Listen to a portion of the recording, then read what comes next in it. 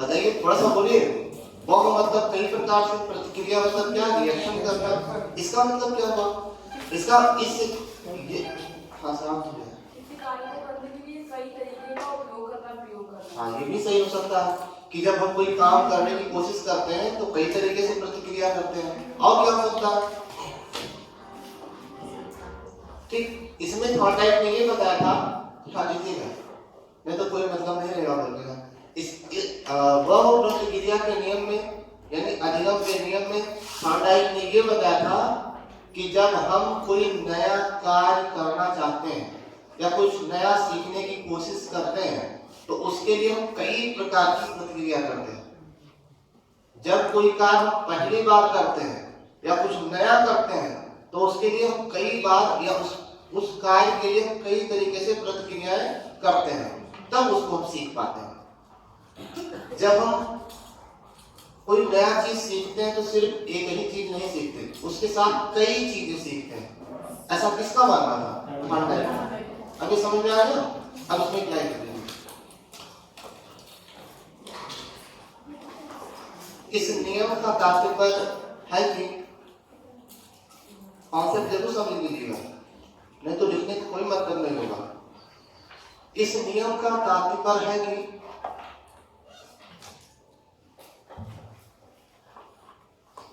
जब हम कोई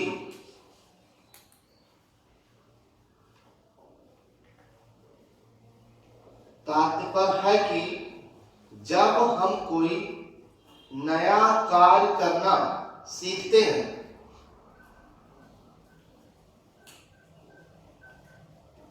जब हम कोई नया कार्य करना सीखते हैं तब हम उसके प्रति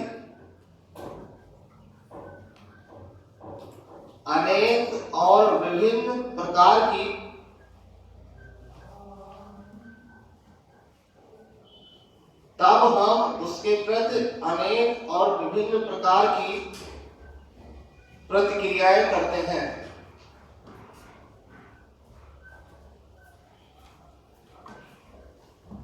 ठीक है, तब हम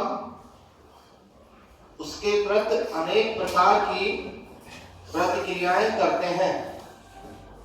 अब लिखिएगा नोट,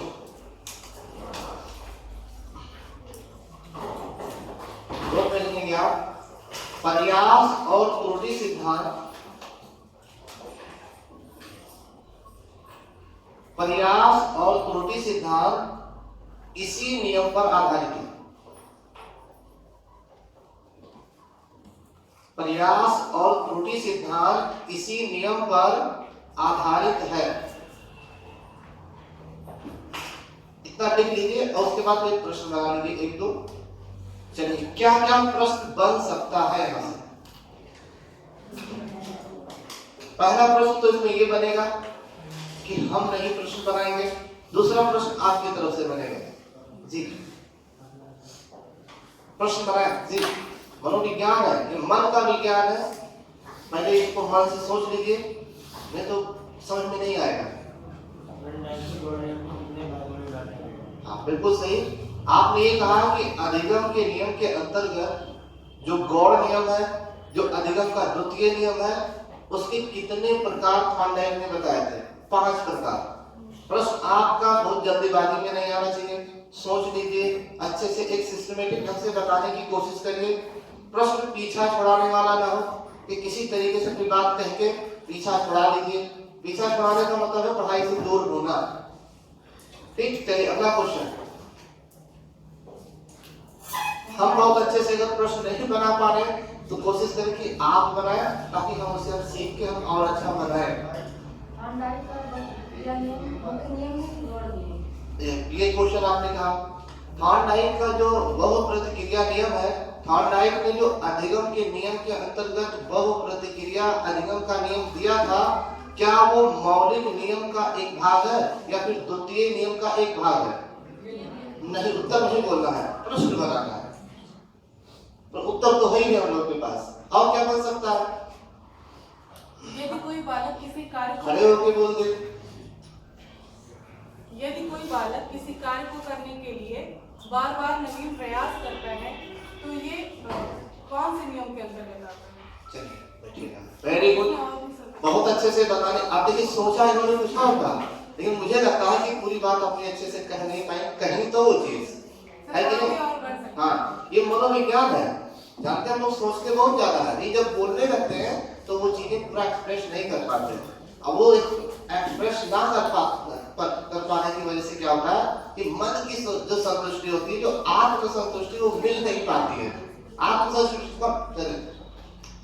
संतुष्टि कब मिलेगी? जब जितना सोच पा रहे हैं ना, जब उतने बता लेते हैं, तब आत्म संतुष्टि मिलती है कि नहीं? थॉर्नडाइक की गौड़ नियम के नहीं, अंदर एक मिनट पहले इनकी बात क्लियर कर दिया है कि नहीं?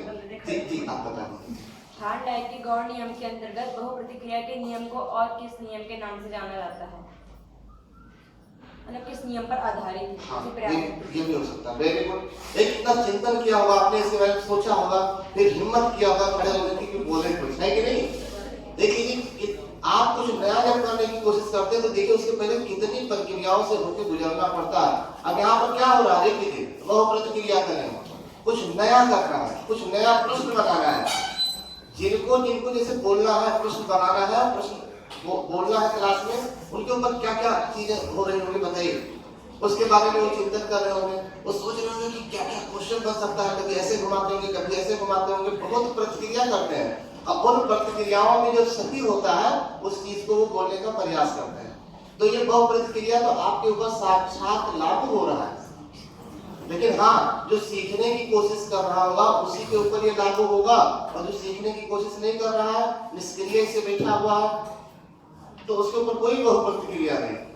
बात समझ रहे हैं ना? बहु प्रतिक्रिया का मतलब प्रयास करना। भाई अब अगर आप प्रश्न बनाने की कोशिश नहीं कर रहे हैं, मन में ही प्रश्न नहीं बना रहे, तो कहीं ना कहीं बहु प्रतिक्रिया कहाँ कर पा रहे। और जो इंसान बहु प्रतिक्रिया नहीं कर पाएगा उसमें अधिगम नहीं हो पाएगा। गम तो बहुत है, मैंने माना आप लोगों के पास, हम लगातार कहते हैं आप लोगों के पास गम है। अब आपका गम किसी से कम नहीं है, मतलब अधिगम आपके पास ज्यादा है। तो आपने जो क्वेश्चन किया था उसका आपने ये कहा है भाई प्लीज, अधिगम का कौन सा ऐसा नियम है जो थॉर्नडाइक का ही अधिगम का नियम है?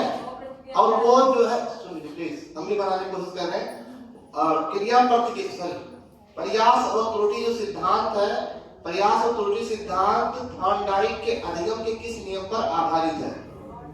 ठीक, तो ये भी प्रश्न बन सकता है। अब आप लोग की तरफ से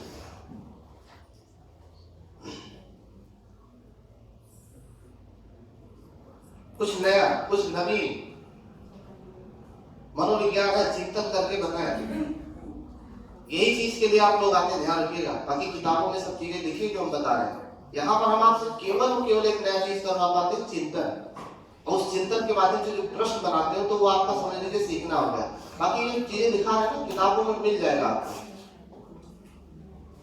जब हम कोई नया कार्य करना सीखते हैं तो विभिन्न प्रकार की प्रक्रियाएं करते हैं। ये थॉर्नडाइक के किस नियम पर आधारित है? हाँ, ये बढ़िया क्वेश्चन है, बैठेगा। Very good. अब देख लीजिए, आपने भी इस प्रश्न को बताने के लिए कौन कौन सी प्रतिक्रिया किया होगा। अब आप खड़े रहिए जी, आपने इस प्रश्न को बनाने के लिए क्या क्या किया आपने? मतलब हर तरीके से कोशिश करिए कि क्वेश्चन को कैसे पूछा जा सकता है। पहले तो आपने उस चीज को समझा होगा, उसके बारे में चिंतन किया होगा, फिर ये भी सोचा होगा आपने कि इसमें से ऐसा हम कुछ बताएं जो किसी ने बोला ना हो, है कि नहीं? ऐसा कुछ बताएं जो बढ़िया सा एक क्वेश्चन बन जाए, ऐसा बताएं जो बहुत महत्वपूर्ण हो, ऐसा बताएं जो सबसे अलग हो। तो इसके लिए आप, और फिर आप खड़े होकर बोलना भी है, कैसे बोलेंगे, क्या कहेंगे, क्या शुरुआत करेंगे, कितना अच्छा बोल पाएंगे कि नहीं बोल पाएंगे। तो इतनी चीजें एक साथ हुई, एक क्वेश्चन बनाने के पीछे इतनी चीजें देख लीजिए, बैठिएगा।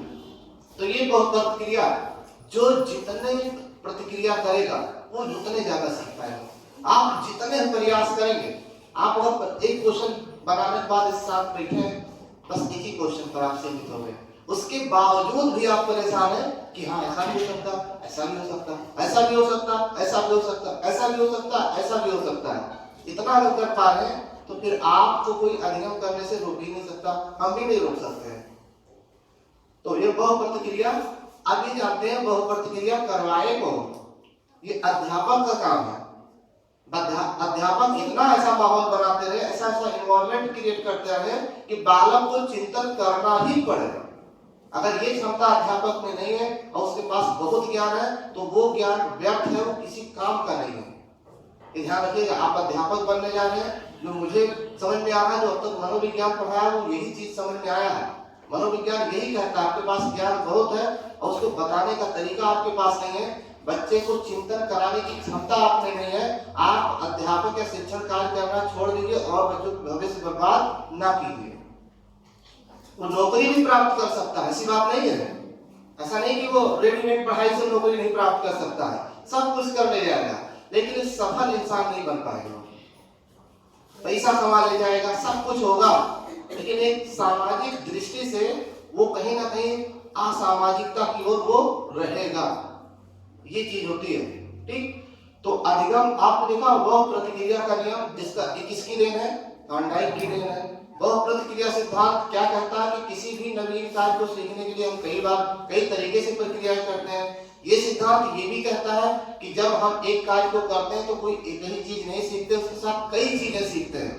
अब जब आप लोग प्रश्न बनाते हो उसमें कई चीजें आप सीखते हैं। प्रश्न बनाने का तरीका, समझने का तरीका, सोचने समझने की क्षमता का भी विकास होता है, बोलने का भी तरीका, बोलेंगे कैसे हम, कितना बोलना है मुझे, कैसे खड़े होना है, ये तमाम चीजें चलती हैं। उनके दिमाग में ये चीजें नहीं चल पाती जिसको नहीं बोलना है, वो इन चीजों से वंचित रह जाते हैं।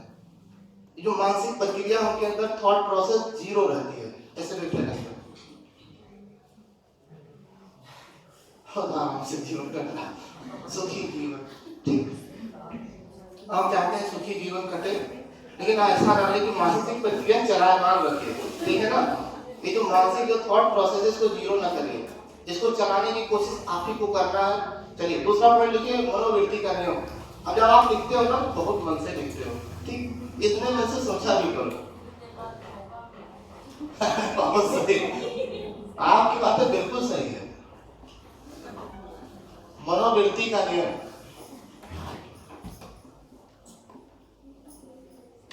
आप एक ही शब्द पढ़ाइए लेकिन उस पर चिंतन करवा दीजिए। मनोविज्ञान कहता है मनोवृत्ति का नियम यानी लॉ ऑफ डिस्पोजिशन। चलिए ये तो कितनी बढ़िया पॉइंट है। मनोवृत्ति का नियम किसने दिया था? थॉर्नडाइक। मनोवृत्ति का नियम क्या ये प्राथमिक नियम में है? नहीं, ये भी क्लियर हो गया, ठीक।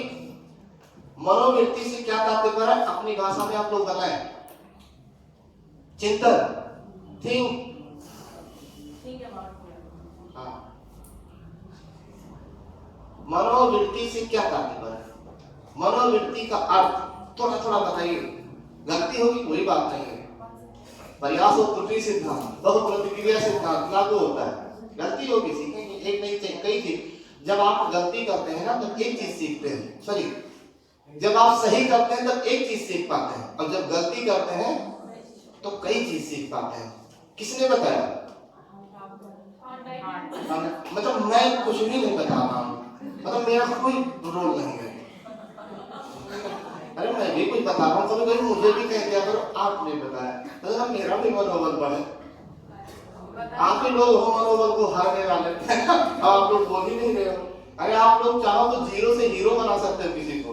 किसी की क्लास ना समझ में आए तो बहुत समझ में आ रहा है, अगले दिन वो अपने आप पढ़ाने लगेगा, ठीक है जी। कहाँ पे? अच्छा ये बात है, और यहाँ पर हमने था नहीं लगाया है। देखो ये मनोविज्ञान की ही देन है कि इतना सोच पाते हैं। हाँ, ये मनोविज्ञान की देन है कि था कहाँ पर होगा और है कहाँ पर होगा। नहीं इसके पहले कोई था बोल जाए, अच्छा है बोल जाए, मुझे फर्क ही नहीं पड़ता था, है कि नहीं? कितनी बढ़िया चीज है। तो जी बताएं, और कोई? मन की स्थिति। मन की स्थिति, और कोई? मेंटल थॉट जी, mental thought. I think it is English word. English word is so difficult. We are thinking in Hindi, but suddenly came English words. चलिए कोई बात नहीं है, बहुत अच्छा प्रयास किया। ये मनोविज्ञान की ही देन है कि इंग्लिश निकला आपके मुंह से और मेरे भी मुंह से निकल पा रहा है। जी सर, किसी भी कार्य को करने के लिए मन से तैयार हो। हाँ बिल्कुल, ये भी सही है। और ये भी है सर इसमें कि अगर कोई कार्य हम कर रहे हैं हाँ। और हमें पॉजिटिव मिल रहा है, हाँ तब हम उस कार्य को करते हैं। जिस कार्य को करने से पॉजिटिव चीजें हमारे पास आती हैं, उस कार्य को हम ज्यादा करना चाहिए। ठीक ठीक। और कुछ कहना हो तो? नहीं सर, तो आपने बिल्कुल बहुत सही बताने का प्रयास किया। ऐसे ही लोग ऐसे बीच बीच में खड़े होकर बोलते रहे तो कहीं ना कहीं सोचने समझने की क्षमता तो बढ़ेगी। आप जब बोलते हैं ना, स्टूडेंट जब बोलता है तो अगला स्टूडेंट सोचता है ना कि मैं भी तो स्टूडेंट हूँ, मुझे भी तो बोलना चाहिए था। वो अपने आप से ये सवाल कर लेता है। और जो इंसान अपने आप से सवाल कर लिया ना, भाई प्लीज बात ना करें, प्लीज ना बात करें। जो इंसान अपने आप से सवाल कर लिया ना, फिर समझ लीजिए कि उसको जवाब उसको मिलता रहेगा खुद से ही। तो मनोवृत्ति मतलब, मनोवृत्ति को अववृत्ति भी कहते हैं। अगर ये कह दिया जाए कि मनोवृत्ति को और क्या कहते हैं तो उसको कहते हैं अववृत्ति, अववृत्ति भी कहते हैं। हाँ, अववृत्ति, ये जो वृत्ति लगा हुआ है, खाली ये मनो लिखा हुआ है और उसमें अव हो जाएगी। अव मतलब भी होते हैं स्वयं, और मनो का मतलब क्या होता है? मन स्वयं ही तो है।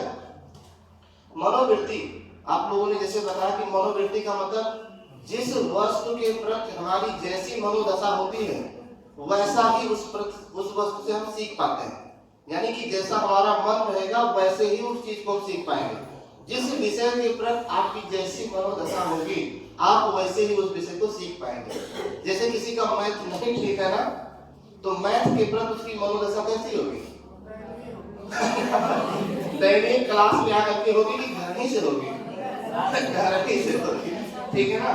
कैसे अभी तक उसको मैथ समझ में नहीं आ रहा है तो वो कौन सोचता है कि हम आज जाकर के कौन सा कुछ कर देंगे। उसकी मनोवृत्ति पता है कि 7 से 8 साल को पढ़ना है और 8 से 9 खुद को पढ़ना है। ठीक है ना। यानी कि मतलब मनोवृत्ति पहले से ही बन गई है कि मैथ नहीं ठीक है। जैसे कुछ लोग हैं तो मैथ ठीक है, उनका प्रयास भी करते हैं, ठीक। लेकिन कुछ लोग का जो मैथ के प्रति मनोदशा है वो 0 है एकदम से, ठीक। ऐसे हर विषय के प्रति हमारी मनोदशा होती है, हर कार्य के प्रति हमारी मनोदशा होती है। तो जिस कार्य के प्रति हमारी जैसी मनोदशा होगी वैसे ही हम काम करेंगे। जहाँ की रही भावना जैसी वैसे विषय दिखेगी आपको। और वो मुहूर्त देखी तैसे, आप ऐसा बता रहे क्या? पहली लाइन का जो मुखड़ा था मैंने दूसरे लाइन से जोड़ने का प्रयास किया। ये भी एक तरीके का शिक्षा में नवाचार है। आप शिक्षा में नवाचार कीजिए, पुराना चाल मत कीजिए, ठीक है ना। उसमें कुछ नया करते रहिए, इसलिए नया करेंगे तो ज्यादा सीख पाएंगे आप। मनोवृत्ति का नियम क्या कहता है? यानी मन से तैयार होना। जो इंसान मन से तैयार हो गया ना वो बिना लड़े ही जीत जाता है। हाँ, जो कितना ज्ञानी है तो मन के जीते जीत मन के लेकर कुछ पता होते हुए भी इंसान का मन क्या हार जाता है। सबको पता है आप घंटा पढ़ना चाहिए, लेकिन कोई सबको पता है कि 5 बजे सुबह उठना चाहिए, लेकिन कहाँ हो पाता है। तो मनोवृत्ति का मतलब मनोदशा, यानी कि जो बालक मानसिक रूप से तैयार रहता है, मन से तैयार रहता है, वो ज्यादा सीख पाता है। यहाँ पर जो मन से तैयार है, जो घर ही से मनोवैज्ञानिक रूप से तैयार हो गया है ना, उनका अधिगम शुरू है। और जो घर ही से नहीं तैयार हो गया है, इसमें से हम लेने लगता कि कोई ऐसा नहीं है। छोटे बच्चों के साथ ऐसा होता है, घर वाले क्या करते हैं, जबरदस्ती भेज देते हैं स्कूल, है ना। मन से तैयार नहीं है। मन से तैयार होने का मतलब यह है कि उसके मम्मी पापा उसको बार बार इंडिकेट करते रहते, कल तुम्हें सुबह 7 बजे स्कूल जाना है, कल तुम्हें 7 बजे स्कूल जाना है, कल तुम्हें 7 बजे। और मासी गुस्सा आएगा तो बालक थोड़ी देर के लिए नहीं, मुझे नहीं जाना है, खराब भी लगेगा। लेकिन धीरे धीरे उसकी आदत बदल देते हैं कि जाना, तो वो भी सोच लेता है कि मुझे जाना ही होगा, अब कोई रास्ता है नहीं। कल तुम्हें जाना है कह दिए तो समझ जाता है कि अब कोई रास्ता नहीं। कहेगा वो बर्थडे है उनका, कल सोच रहे थे नहीं नहीं जाना है, बर्थडे शाम को होता है ना, तब तक उन्होंने स्कूल से आ जाओगे। अब उसकी मनोदशा उसके मम्मी पापा उसके घर परिवार वालों ने तैयार कर दिया। अब वो तैयार है स्कूल जाने के लिए। और एक बालक को पता ही नहीं कल सुबह स्कूल जाना है कि नहीं जाना, अचानक तैयार होता है, अचानक ही स्कूल चला जाता है, तो वो उतना चीजें नहीं सीख पाता है। मनोविज्ञान ऐसा कहता है। अब एक लाइन लिख लीजिए, जब तक दिखेंगे नहीं तब तक आप लोग मानेंगे नहीं ना। देखिए, अधिगम के इस नियम का अभिप्राय यह है कि क्षमा करें, अधिगम के इस नियम का अभिप्राय यह है कि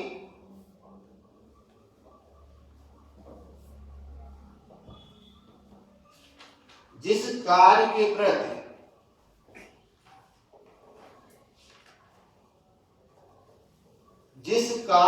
प्रति हमारी जैसी मनोवृत्ति होती है, जिस कार्य के प्रति हमारी जैसी मनोवृत्ति या अभिवृत्ति होती है, धन्यवाद, जिस कार्य के प्रति हमारी जैसी मनोवृत्ति या अभिवृत्ति होती है,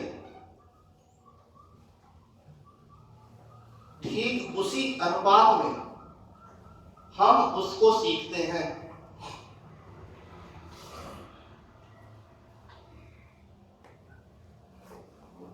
तो हम ठीक उसी अनुपात में हम उसको क्या गलत हो गया, हाँ, ठीक उसी अनुपात में हम उसको सीखते हैं। क्लियर हो गया? कहने का तात्पर्य यह है कि अगर कोई बालक मन से तैयार नहीं है, या हम ही लोग मन से तैयार नहीं है, या मानसिक रूप से तैयार नहीं है, तो उस काम में न मन लगेगा, है कि नहीं? त्रुटि होगी, उस काम को करने की इच्छा नहीं होगी, बार बार गलती करेंगे, लेट होगा, देर होगा, तमाम प्रकार की समस्याएं आ जाएंगी। और जिस काम में हमारा इंटरेस्ट होगा, जिस काम में हमारी रुचि होगी, तो कहीं ना कहीं हम उस काम को समय से करते जाएंगे। ये कहता है कौन सा सिद्धांत? मनोवृत्ति का नियम, है कि नहीं? अब जिसको आना है, जैसे मनोवृत्ति, उसका मन बना हुआ पहले से, समय से पहुंचेगा, और जिसकी मनोवृत्ति ही नहीं, समझ में नहीं आ रहा उसका कि क्या करना क्या नहीं, तो मनोवृत्ति का नियम, यानी मनोवृत्ति में एक चीज और समझाना, उद्देश्य। इसमें उद्देश्य यानी लक्ष्य छिपा हुआ है। किस अधिगम में लक्ष्य छिपा हुआ है? मनोवृत्ति के नियम में। भाई, जब तक आपके पास उद्देश्य नहीं होगा, तब तक आपकी मनोवृत्ति या अववृत्ति कहां तक जाएगी, कुछ पता ही नहीं है आपका, है कि नहीं? तो ये मनोवृत्ति आपके लक्ष्य पर निर्भर करती है। लक्ष्य जितने प्रभावी होगी, आपकी मनोवृत्ति उसके प्रति उतने ही तीव्र होगी, है कि नहीं? तो ये चीजें हैं मनोवृत्ति का नियम। अब आप लोग भी प्रश्न बनाएं।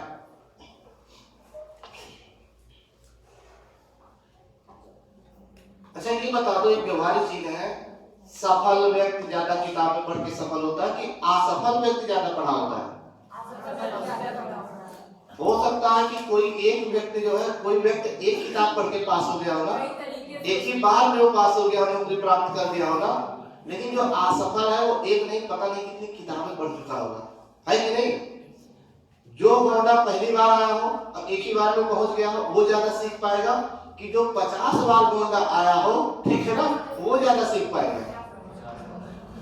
एक व्यक्ति आता है गोंडा और उसका काम एक ही बार में हो जाता है, वो ज्यादा सीख पाएगा, या एक बार एक व्यक्ति को 10 बार गोंडा दोहराया जाता उसी काम के लिए, तब वो कर पाता, तो कौन सीखा ज्यादा? बुद्धिमान कौन है उसमें? बहुत सही। चलिए, अब प्रश्न बनाए, मूर्ख ना बनाए, प्रश्न बनाए। दुखी जीवन ना के कुछ लोग सोच रहे हैं कि क्या होगा, अरे मनोवृत्ति सही करो अपनी। प्रश्न बनाइए।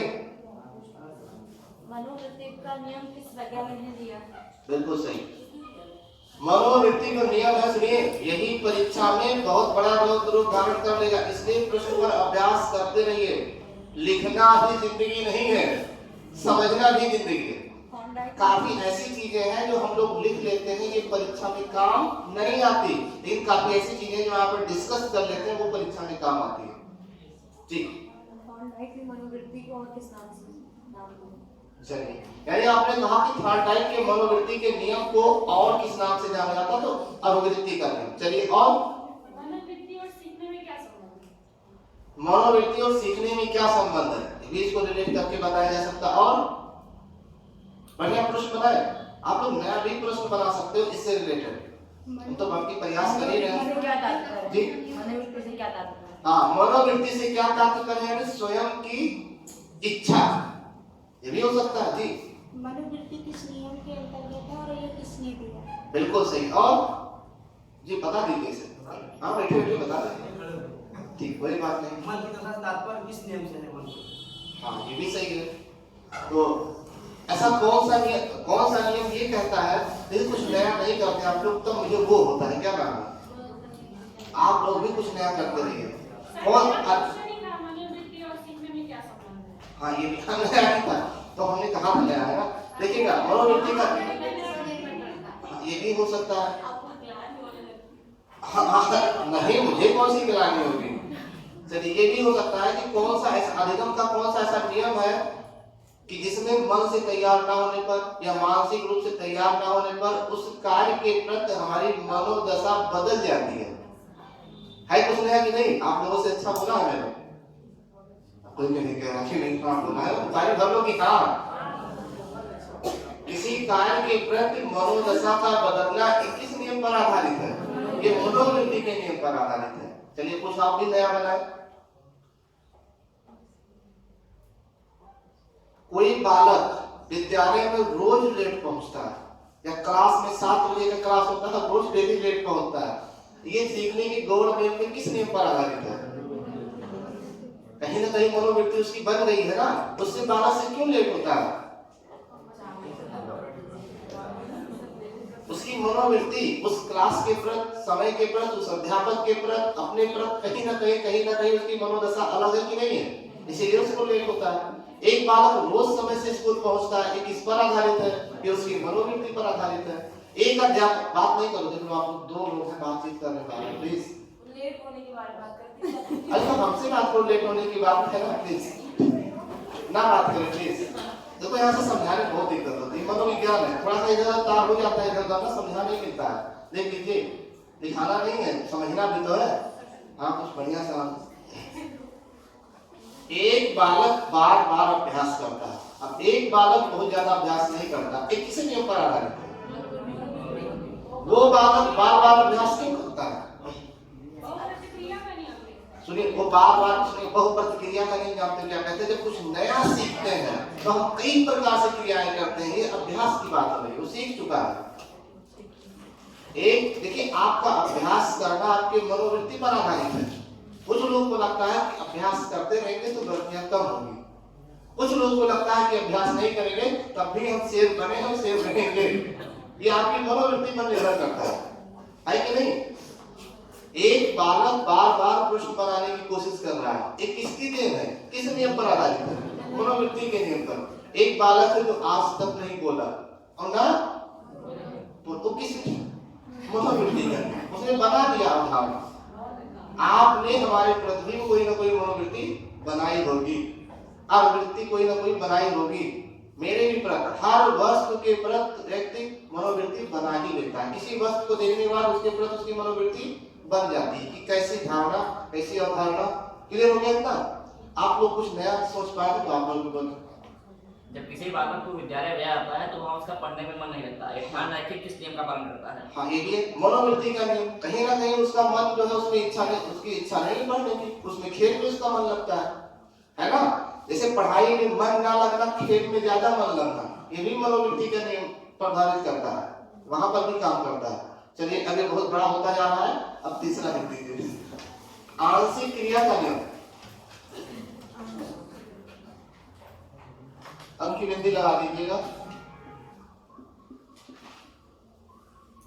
आंशिक क्रिया का नियम।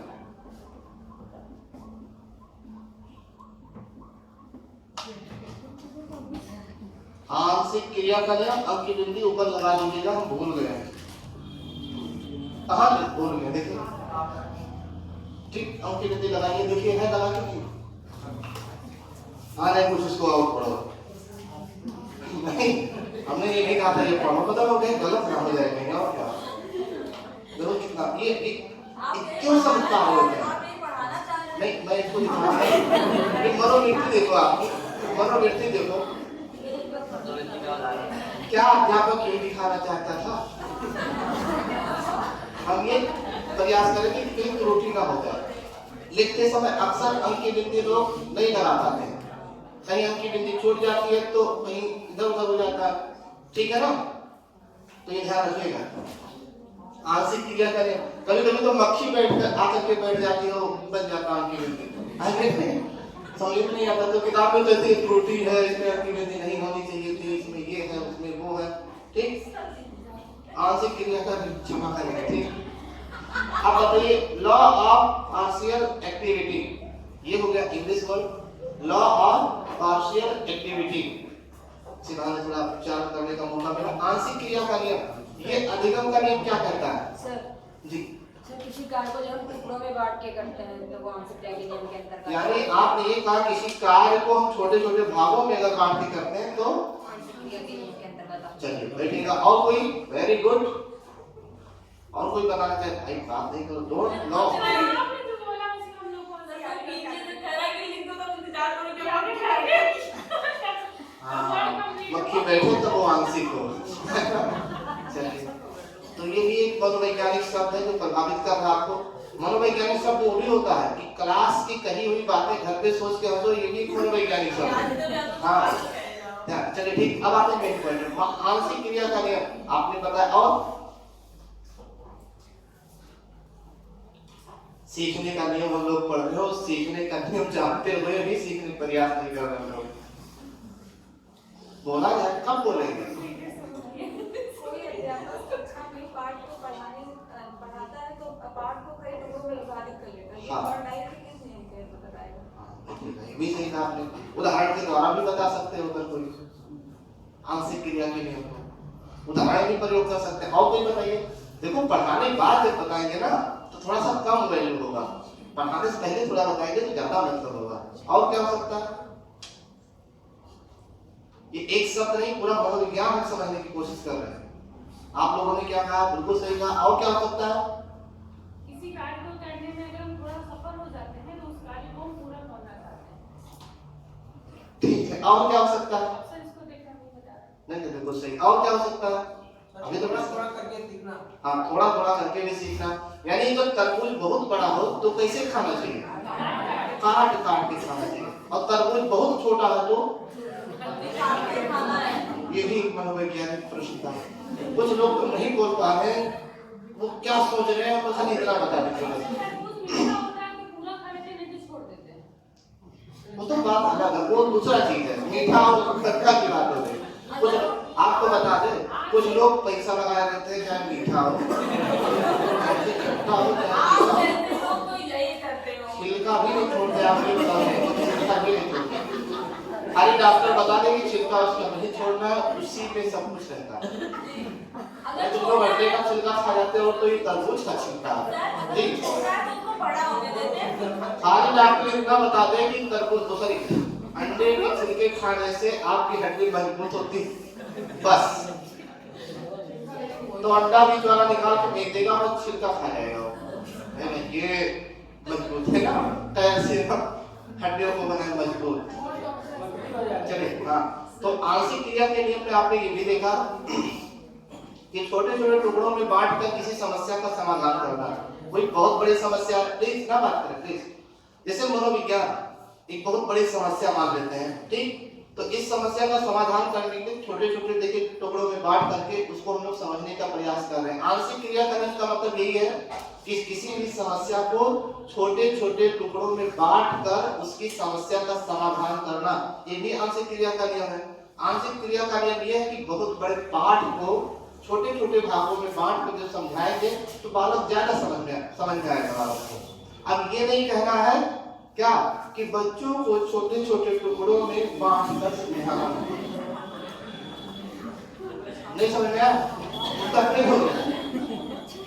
पाठ को, बहुत बड़ा पाठ है तो उसको कई भागों में छोटे छोटे भागों में बांट करके बच्चों को समझाना। ये नहीं कहना है कि बच्चों को छोटे छोटे टुकड़ों में बांट करके बाप को समझाना। ये गलत जवाब है, उसमें रहेगा तो ये समझ के तब जवाब देना। कभी कभी आपने देखा होगा हिंदी में ऐसे बात लिखा रहता, बच्चों को काट कर फल खिलाओ, काट कर फल बच्चों को खिलाओ, या फिर बच्चों को काट कर फल खिलाओ। लिखा रहता है ना, कौन सा शुद्ध वाक्य रहता है? एक गिलास पानी लाओ, पानी का एक गिलास लाओ, गिलास का एक पानी लाओ, पानी का एक गिलास लाओ, ऐसे रहता है आपको। चलिए, तो आंशिक क्रिया के नियम में आपने देखा कहां से हमने अंश उठाया। यानी कि यहाँ पर एक चीज और समझ में आ रहा है। और बोले किसी के दिमाग में कुछ नया विचार आया हो, चिंतन करते करते नेटवर्क आया हो, अच्छा चिंतन करिए, जितने जो चिंतन करेगा उतने उसका मनोविज्ञान ठीक होगा, मन भी ठीक होगा, मनोविज्ञान भी ठीक होगा। पूरी जनता चिंतन कर रही है। कुछ लोग तो इसी बहाने छोटा रिचार्ज भी कर लेते हैं। हाँ ठीक है, कुछ लोग सोचते हैं आराम करने का मौका मिल रहा है। ये जानते यही चिंतन आपके परीक्षा में बहुत बढ़िया काम करेगा। आंशिक क्रिया का नियम ये भी कहता है किसी बालक को पौधे के बारे में सिखाना है तो कैसे सिखाएंगे? पहले क्या क्या बताएंगे? पहले तो उसको संपूर्ण भाग दिखाएंगे, तो जरा पहले पत्ता दिखाएंगे, पहले ये दिखाएंगे। अगर बालक को पौधे के बारे में बताना है तो सबसे पहले क्या करेंगे? पहले तो उसको पौधा दिखाएंगे, है कि नहीं? फिर क्या करेंगे? पौधा उसने देख लिया, नहीं होल पार्ट उसने देख लिया। अब क्या करेंगे? अब उसके आंशिक क्रिया करेंगे, यानी अब उसके छोटे छोटे पार्ट को बताएंगे। ये भी एक प्रकार की जो क्रिया है वो आंशिक क्रिया के नियम पर आधारित है। अब आप भी कुछ नया बताएं। ठीक, अब लिख लिया है। ठीक, 3 वाला पेन उठाइए, खतरा वाली कॉपी पर नोट करें। इस नियम को अपनाकर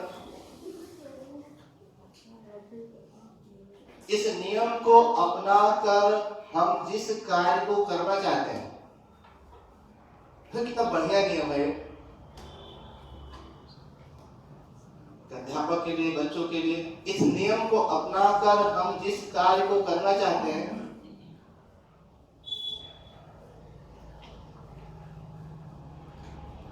उसे छोटे छोटे अंगों, इस नियम को अपनाकर हम जिस कार्य को करना चाहते हैं उसे छोटे छोटे अंगों या भागों में विभक्त कर लेते हैं। क्षमा करें, विभक्त कर लेते हैं।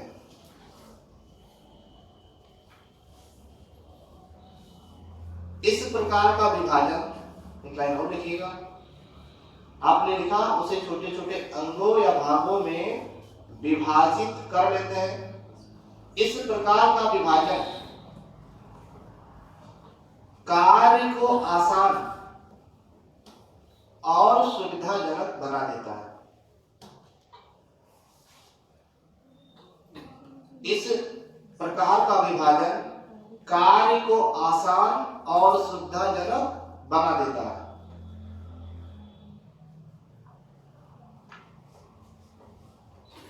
नोट लिख लीजिएगा, लिखिएगा नोट। इस नियम पर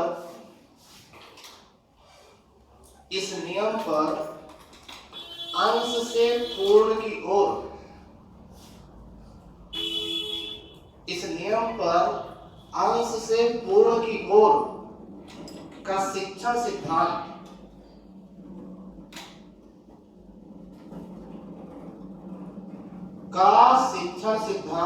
आधारित है। इस नियम पर अंश से पूर्ण की ओर का शिक्षण सिद्धांत आधारित है। पूर्ण विराम कहने का मतलब यह है कि अध्यापक के द्वारा जो पढ़ाया जा रहा पाठ है बहुत ही जटिल हो, बहुत ही कॉम्प्लिकेटेड हो, बहुत ही कठिन हो, तो उसको क्या करना चाहिए? एक अध्यापक के द्वारा उस पाठ को या उस स्टेंजा को या उस शब्द को छोटे छोटे टुकड़ों में बांट करके अगर समझाएंगे तो बालक को ज्यादा समझ में आएगा, अधिगम ज्यादा से ज्यादा होगा। ऐसा मानना था किसका? थॉर्नडाइक का गौड़ नियम के अंतर्गत, है कि नहीं? इस तरीके से अगर हम सीखते हैं तो हमारे ऊपर ओवरबर्डन भी नहीं पड़ता है, हमें थकावट भी नहीं होती है, मानसिक थकावट नहीं होती है, हम उसको सीख भी जाते हैं। अब एक ही बार में आपने कह दिया बच्चे से इतना बड़ा पाठ सुनाइए तो कहीं ना कहीं उगने लगता है। अगर आपने ये कह दिया कि खाली एक पैराग्राफ सुनाइए तो बड़ी तेजी से सुनाएगा और बहुत उत्साह के साथ सुनाएगा।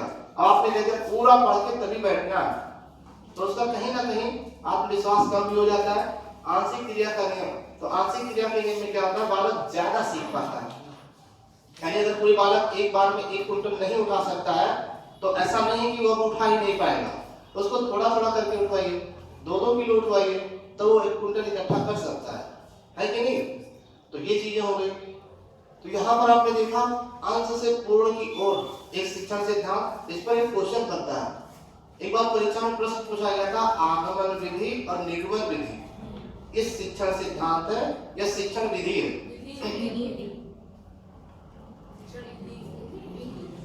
ये शिक्षण सिद्धांत है कि शिक्षण विधि है? यह शिक्षण सूत्र है? शिक्षण सूत्र बताइए। ऐसे वो शिक्षण सिद्धांत और शिक्षण विधि दोनों एक ही तो चीज हो गया। यहाँ से क्लियर करना, शिक्षण विधि है कि शिक्षण सूत्र है? आगमन विधि और निगमन विधि,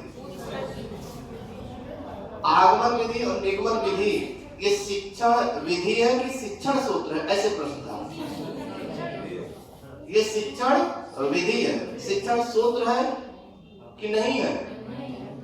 शिक्षण सूत्र नहीं है, शिक्षण विधि है। बार से परीक्षा में पूछा गया था, ठीक?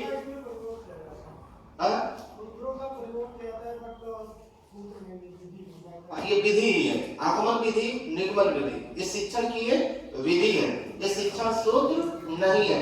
आगमन से निगमन की ओर ये क्या है? ये शिक्षण सूत्र है कि नहीं?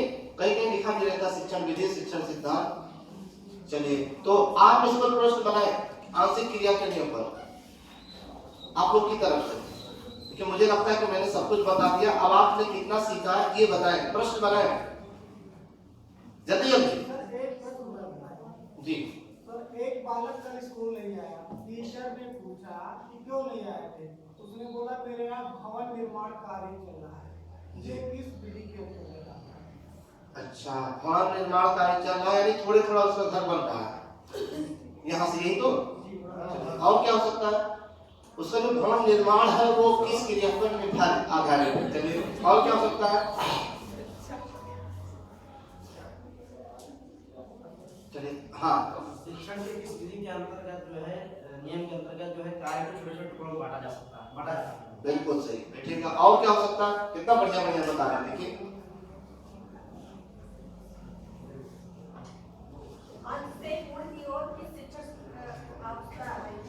हाँ, जो अंश से पूर्ण की ओर जो शिक्षण विधि है वो थॉर्नडाइक के अधिगम के नियम के किस सिद्धांत पर आधारित है, ऐसे बोला जा सकता है कि नहीं? और देखो, जितना सोचते उतना बोल नहीं पा रहे हो आप, कहूँ में उससे निकल जाता है बस।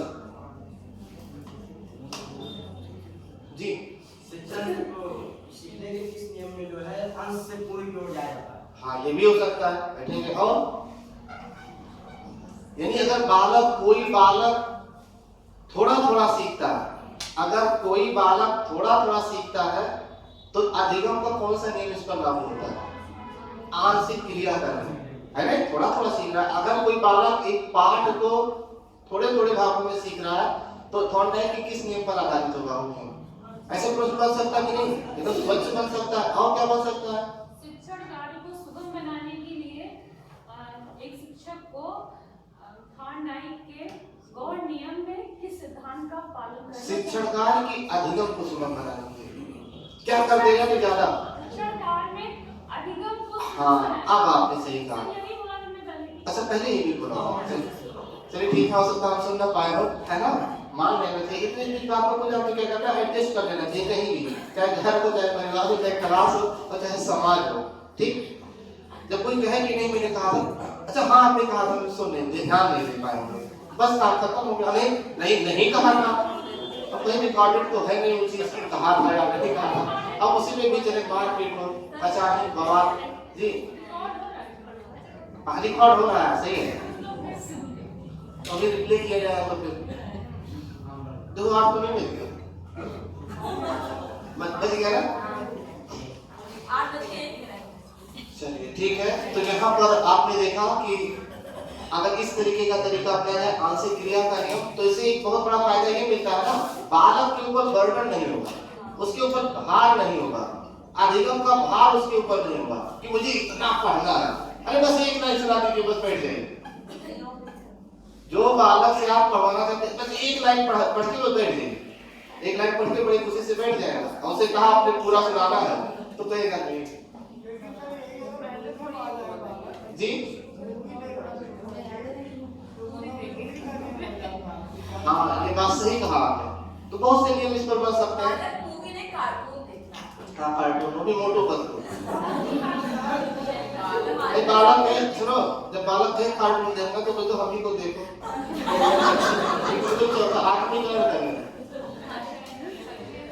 माता पिता सबसे बड़े, सॉरी देखो चौथा आत्मीकरण का नियम।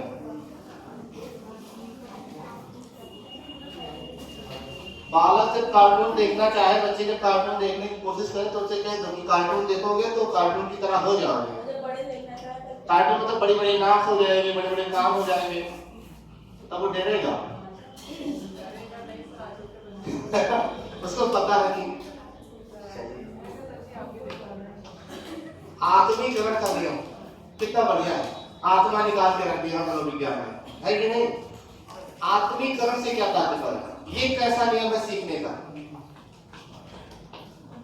ये कुछ गायब तो नहीं हो गया आपका कॉपी में?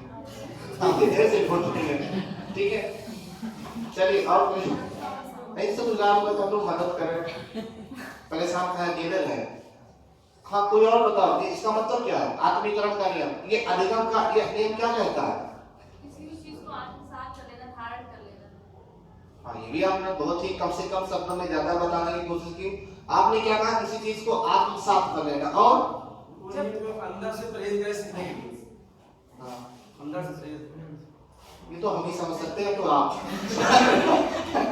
बहुत सही कहा आपने। ये कहा कि आत्मीकरण का मतलब होता है जो अंदर से प्रेरित करे। और सोचो, समझने वाला भी तो ये चीज होना चाहिए, अंदर से। सोचो कितना मन की बात आपने बोला, एक आत्मा दूसरे आत्मा को समझते हुए।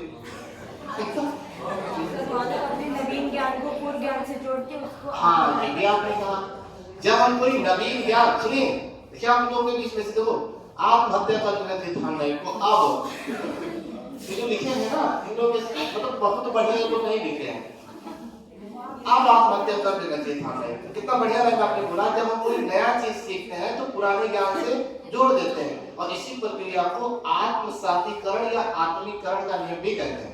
कितना बढ़िया जवाब दिया। और कोई और सब चिंतित है?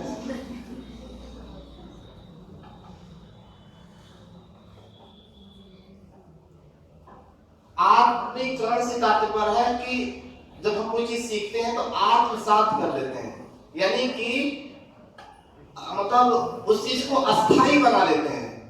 नहीं समझा पाए? जो आपने सीखा होगा ना, उसको आत्मसात कर लिया होगा और आपके जीवन के साथ वो रहेगा, धारण कर लेगा, आपने वो धारण कर लिया। बहुत सी चीजें ऐसे हैं, बहुत से ऐसे ज्ञान है जिसको आपने आत्मसात कर लिया है।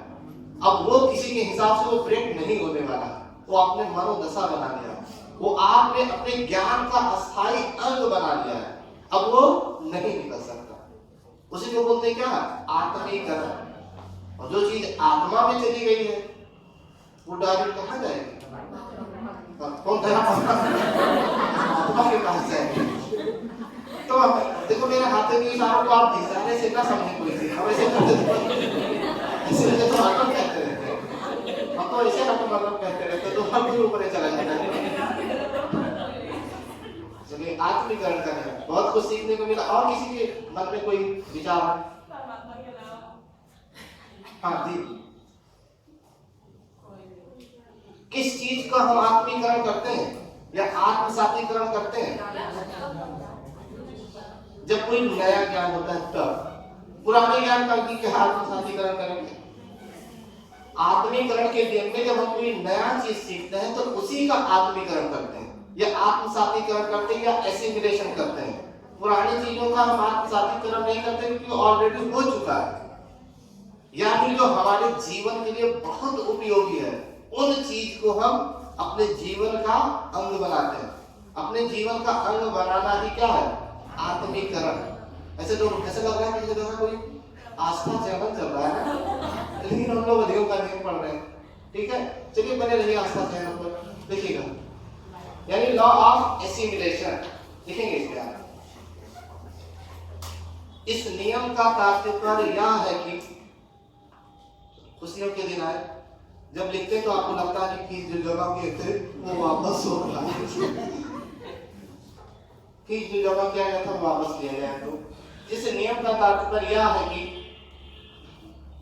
हम जो भी नया ज्ञान प्राप्त करते हैं पूरे होते बातें। लिख रहे हो ना? जो भी नया ज्ञान प्राप्त करते हैं उसका आत्मीकरण कर देते हैं। जैसे सर डॉक्टर द्वारा अगर ये बताया जाए कि योगा करने से आप स्वस्थ रहते हैं, तो वो अगर आदमी नहीं करता होगा ना, हाँ। वो पर डे उसको आत्मसात कर लेके हमको पर डे ये करना ही करना है। हाँ। तो ये आत्म हाँ, ये भी हो सकता है। तो लिखते लिखते अचानक ज्ञान आई, कभी भी ज्ञान आ सकता है। ये ध्यान रखिएगा।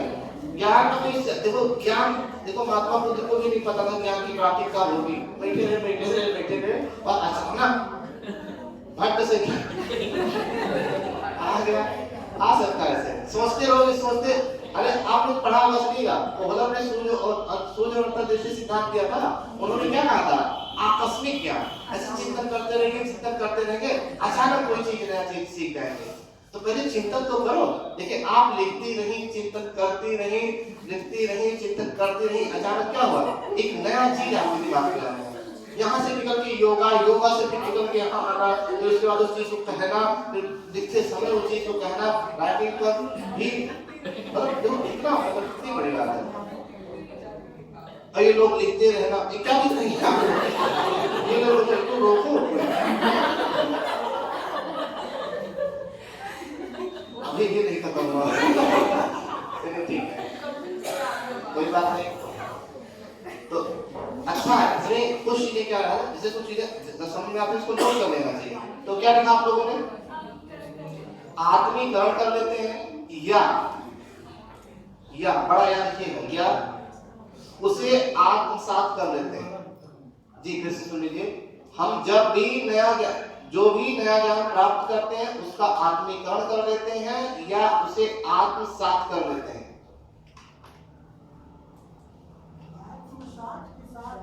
आत्मसात, सापरामसा और तंबाकू वाला का तंबाकू वाला नहीं जाता है, तंबाकू वाला जाता है। इतने से कौन को समझ जा रहा है? इसका मतलब आप लोग गलत दिशा में हैं। इतने से कहाँ समझ जा रहा है? इसका मतलब क्या होगा? अगर कोई बालक क्लास में इतने से कहने तंबाकू समझ जाए तो इसका क्या मतलब है? इसका मतलब ये है कि वो भी इस आदत से जुड़ा हुआ है। इतने से कहने से कोई अगर समझ जाता है तो क्या मतलब है? उसके बारे में उसको ज्यादा जानकारी, कहीं ना कहीं उसका एक्सपीरियंस कहीं ना कहीं कुछ है जो कहता है वो उसी की पैंटिक होने वाला होता है। चलिएगा, अब देखिए नोट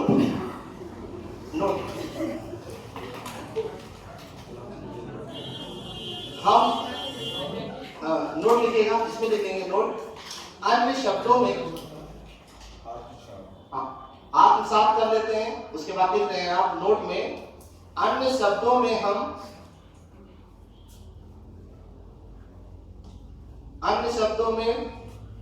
हम नवीन ज्ञान को पूर्व ज्ञान का अस्थायी अंग बना देते हैं। हम नवीन ज्ञान को पूर्व ज्ञान का अस्थायी अंग बना देते हैं। हम नवीन ज्ञान को अपने पूर्व ज्ञान का अस्थायी अंग बना देते हैं। पूर्ण विराम, शायद संदेश थोड़ा बनाने दिक्कत हुई होगी, नहीं समझ में आया होगा। अन्य शब्दों में हम कह सकते हैं कि, यानी क्या कह सकते हैं? नवीन ज्ञान को पूर्व ज्ञान का अस्थायी अंग बना देना ही क्या है? वो आत्मीकरण का नियम है।